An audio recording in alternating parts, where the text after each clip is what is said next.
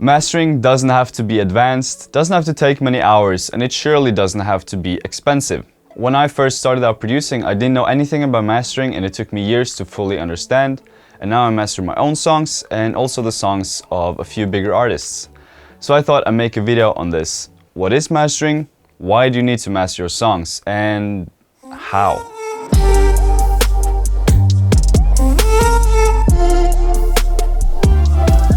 By the way, I'll do a video next week answering questions you guys have. So drop your questions below with whatever you want to know. And I'll also pick out 3 comments that I'll give a free mastering to. Now, mastering can often seem like it's just about making the songs loud. At least that's what I thought for a few years, but it can be a lot more than that. Mastering won't make a bad mix sound good, but it can make a great mix sound amazing by balancing it to sound good on all sound systems, applying techniques like compression, limiting, EQing, and stereo widening or something to make it shine and give it some overall quality boost. Especially compressing and limiting can make a track sound more as a whole, and it also gives it like this desirable fat brick-walled sound that has become more and more popular and prevalent in recent years, especially in dance music. There's a lot of arguing of how the so-called loudness war has ruined dynamics in music and so forth, but at least in dance music it's become sort of an important part of the sound and the energy that it portrays. There is some confusion about mastering, and at least I thought it was like one of the most difficult things to get right in the beginning. I was lucky enough to having been taught mastering by a few very skilled people, so I hope to be able to share some of that information with you guys. So without further ado, let's get into it. So I'm going to explain how I go about mastering, but I think the general guidelines and things to do is pretty similar to how most people would do it. Before mastering, there are a few things that need to be done, which I think is one of the most difficult things to understand, at least it was for me. There is a lot to talk about here, but I want to try and keep it as simple as possible. You may have heard of headroom before, which can be explained in this scenario as like the space in between the loudest peak of a sound and the 0 decibel threshold. Hitting that 0 decibel threshold peak will induce clipping, an undesired artifact, and using a limiter of any sort will then induce limiting, which is also undesirable for mastering. You want the loudest peaks to hit below 0 decibels. Now, a lot of people will tell you to aim for the loudest peaks to hit around -6 dB. While that is a good reference point to work from, it's largely a myth that anything above this is more difficult to work with when mastering. It was back in the days, but with digital audio interfaces and digital signal, it's not a very prevalent problem, so don't go back into the project file and mix everything over like just a bit lower just because it's peaking at -4 dB. It's not that dangerous. As long as you have some space to work with, it's all good. What I like to do when I start up a new project, I actually have this in like the template project file. I have something that increases the volume, like 10 dB on the master, so that I then automatically mix everything lower as a result, just to be sure. What I also like to do when mixing is add a brick wall limiter sometimes to test with, similar to the one I'll have in the end of the mastering process, which gives that hard, limited mastering feel. This is because when mastering, the transients, aka like the sharp attacks dynamics of the sounds, will often get squashed, especially like kicks and snares and sharp transients like that. This helps me get the mix right, so I know how to mix, and compression, like it will change in the end, so that I, for instance, don't overcompress sounds before mastering and keep the kicks louder, for instance. So now that you have your track with a little bit of headroom, I actually have a lot in this one. You've checked how it's going to sound with the limiter. What I do is I render it out and put it into a new project like this. The first thing I do is find the reference tracks. By that I mean having songs that are mixed and mastered the way you like and that you aspire to have the same quality in your tracks as. I think in this case I use a Zonderling track to reference with to get the mastering right, but I advise using several different tracks instead of one. The first thing I do when I start a mastering process is I put a brick wall limiter on. What I mean by this is a limiter that does not allow any signal to go through the threshold, aka like the set desired decibel you set it to.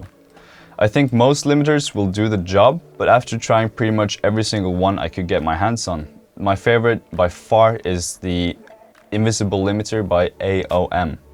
I'll link all the plugins in the description, and no, I'm not sponsored by any of them, I wish. But I've used these plugins for years after trying out a lot of plugins, so I can recommend them wholeheartedly. But as I said, I really like this Invisible Limiter, and I can also recommend the FabFilter Pro L2 limiter. But for this project, Strangers Do, I used the Invisible Limiter.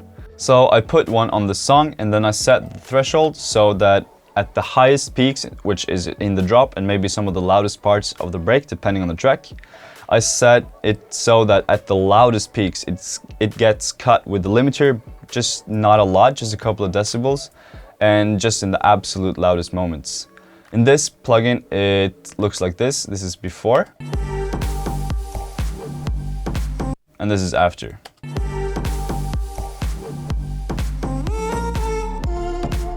So you can't hear much of a difference, but what this does is prepare the track for the next step, which I do, which is a plugin called the Glue, a compressor. Why I use the limiter first is so that the absolute loudest peaks won't mess with the compressor and make it act like stronger than it should. So it's just a little bit more control going into the compressor. I'll do a video on compression later, but basically what this does is a super slight compression and reducing the dynamic range and making it more compressed. Again, very difficult to hear. This is with. Because it's very soft, and overdoing the compression in the mastering stage can sound ugly very fast. And then I'll also have a final limiter again in the end. So all of this compression and limiting adds up fast, so be very careful with that. I just use a preset named Mastering 2, and then I tweak it a bit to fit the track. But as long as you set the threshold to the right amount, let's say, well, around here, so it doesn't compress too heavily, it's all good. Again, I'll link the plugin down in the description. I love this compressor and I use it a lot. The next step is spicing up the sound, which I use Isotope Ozone for. It's just so easy to use and it sounds great, but feel free to use anything you like. I think most plugins will do the job as long. Yeah, what I like to do first is I put a stereo widener to make everything.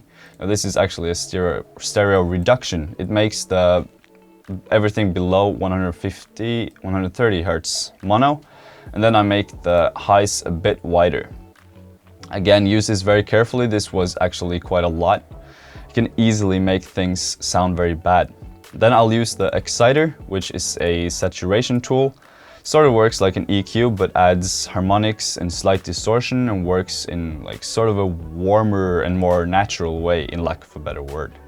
I'll go through the different modules here and I'll listen to what sounds best for the track. And I just boost usually just the highs to add some spark to it. After that, the next step is subscribing to this channel and liking the video. Then I'll add the vintage EQ. In Ozone, I like how it boosts, and usually my songs lack a bit of bass when they're mixed. So I usually boost around 100 hertz, just a decibel or two. And it just makes the bass a bit more present on, let's say, headphones or lighter speakers, something like that. But again, depends on the track, of course.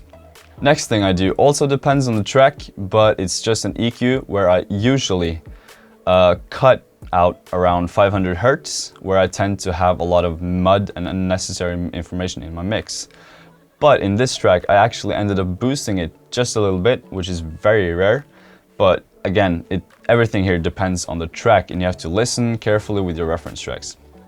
The most important thing about mastering is having those correct reference tracks that are a bit similar, especially when doing stuff like cuts and boosts.